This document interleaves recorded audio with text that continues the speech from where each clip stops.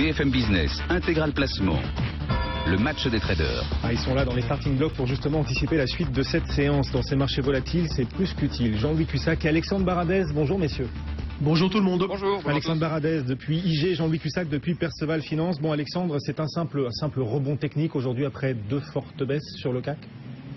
Parce que moi, la première chose qui m'intrigue sur ce rebond, et qui avait déjà commencé à m'intriguer hier soir en fait, mais aujourd'hui doublement intriguant parce qu'on a l'Asie, et notamment Shanghai, qui perd 6,4%, la plupart des bourses qui perdent plus de 5% en Chine, et vous aviez hier un PMI service aux États-Unis qui est contracté, donc sous la zone des 50, vous avez Moody's qui dégrade de 2 crans le Brésil, le mouvement qu'on a eu hier soir et donc qui entraîne en fait ce matin les marchés européens sur ce rebond, c'est dessiné de manière très brutale et très systématique, j'ai envie de dire, une espèce de rebond où par rapport au plus bas sur les marchés US, on a eu plus de % en l'espace de 3-4 heures, et donc l'Europe rebondit ce matin.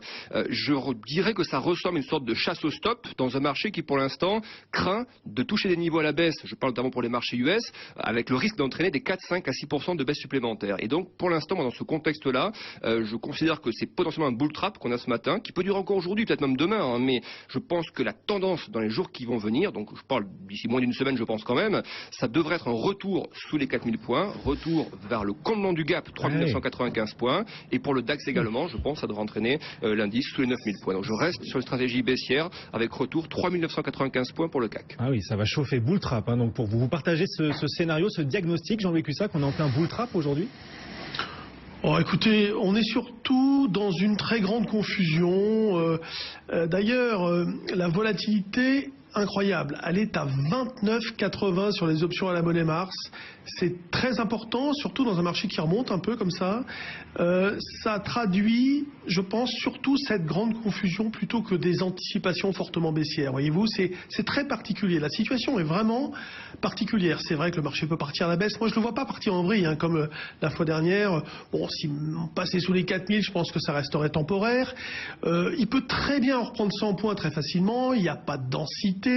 Une petite bonne nouvelle et puis tout le monde va dans le même sens au bon moment. Et puis quand c'est mauvais, c'est l'inverse. Mais il n'y a pas de pilote dans l'avion, on va dire.